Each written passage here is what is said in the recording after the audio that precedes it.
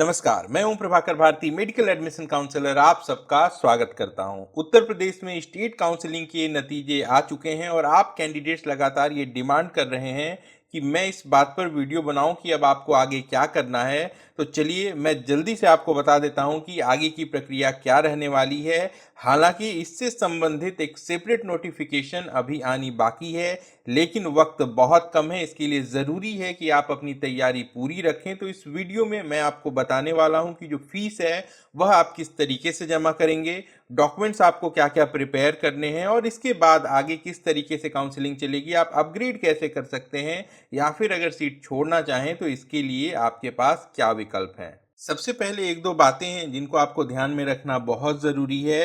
पहली बात यह है कि उत्तर प्रदेश का राउंड वन फ्री एग्जिट नहीं है, यानी कि आप अगर अलॉटेड सीट को छोड़ देते हैं, उस पर एडमिशन नहीं लेते हैं, तो जो भी सिक्योरिटी डिपॉजिट आपने जमा की है वह जब्त हो जाएगी।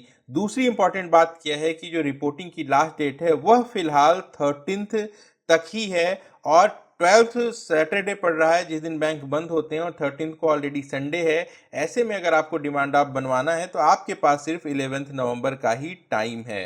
इन बातों को ध्यान में रखते हुए यह बात भी आप ध्यान में रखेंगे कि राउंड वन में अगर आप एडमिशन ले लेते हैं तो राउंड टू में आप अपग्रेडेशन के लिए ऑप्ट कर सकते हैं। लेकिन अगर राउंड टू में आपकी सीट अपग्रेड नहीं होती है तो राउंड वन में आपने जिस सीट पर एडमिशन लिया था वह आपके लिए सुरक्षित रहेगी और इसे राउंड टू का एडमिशन माना जाएगा और यहाँ पर राउंड टू के एडमिशन का नियम लागू होगा जो कि एमसीसी की तरह ही अब स्टेट पर भी लागू है। यानी कि किसी भी स्टेट के राउंड टू में अगर आप एडमिशन ले लेते हैं तो इसके बाद आप सभी तरीके की काउंसलिंग से बाहर हो जाते हैं। अब चलिए देख लेते हैं कि अगर आपको सीट अलॉट हुई है तो आपको क्या करना है। आपको अगर सरकारी कॉलेज मिला है तो आपका जो अलॉटेड कॉलेज है वही आपका नोडल सेंटर है। आपको वहां पे विजिट करना है, तय समय सीमा के अंदर डॉक्यूमेंट्स का वेरिफिकेशन करना है, सारे डॉक्यूमेंट वहां पे डिपॉजिट हो जाएंगे, फीस डिपॉजिट हो जाएगी और इसके बाद आप राउंड टू के लिए वेट करेंगे। अगर आपको अलॉटमेंट में कोई प्राइवेट कॉलेज मिला है तो ऐसे में आपका जो अलॉटमेंट लेटर है उस पर एक नोडल सेंटर मेंशन किया हुआ है। आपको इसी नोडल सेंटर पे अपनी फीस की डीडी, सारे डॉक्यूमेंट्स को लेकर प्रेजेंट होना है तय समय सीमा के भीतर और वहां पे आपको एडमिशन की प्रक्रिया पूरी कर लेनी है।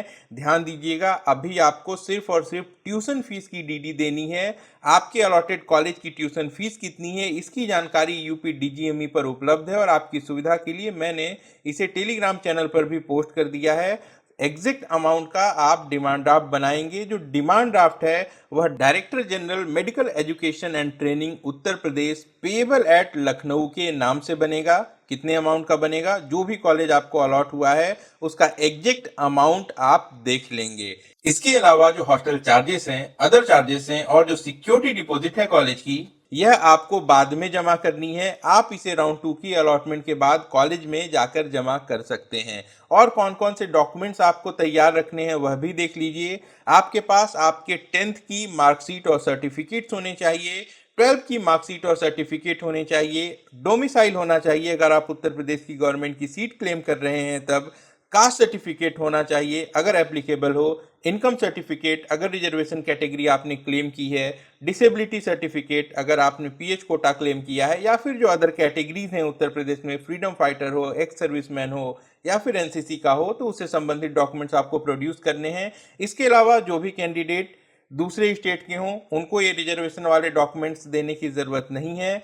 और कुछ ऐसे डॉक्यूमेंट्स हैं जो हर किसी को प्रोड्यूस करने हैं। एक आपके पास यूपी का रजिस्ट्रेशन स्लिप होगा जो आपने फॉर्म फिलअप किया होगा तो उसके बाद जनरेट हुआ होगा। वेरिफिकेशन के बाद आपको एक ईमेल में वेरिफिकेशन स्लिप आई होगी, उसे भी अपने साथ रखेंगे। ऑब्वियसली नीट का रिजल्ट, नीट का एडमिट कार्ड और नीट की जब आपने फॉर्म को फिल किया था तो उसके बाद जो कंफर्मेशन पेज आती है इसे भी आप अपने साथ कैरी कर सकते हैं। नीट में जो आपने फोटोग्राफ्स यूज़ किए थे उसकी कम से कम 10 कॉपी आपको आपके पास रखनी है और ये जो भी ओरिजिनल डॉक्यूमेंट्स हैं इनका 2 सेट जीरोक्स भी आपको आपके साथ कैरी करना है।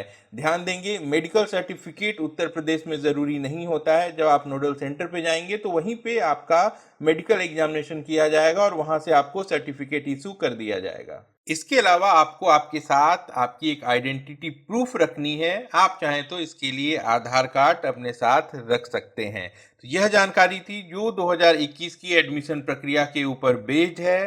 फिर से दोहरा देता हूँ, 2022 में आपको क्या प्रोसीजर फॉलो करना है, इसमें बदलाव भी हो सकता है और इससे संबंधित जो नोटिफिकेशन है वो आपको यूपीडीजीएमई के साइट पर बहुत जल्द देखने को मिलेगी। फिलहाल आप चाहें तो मैंने जो भी जानकारी दी है इसके हिसाब से अपना डॉक्यूमेंट प्रिपेयर कर सकते हैं। लाइक कर दीजिए इस वीडियो को।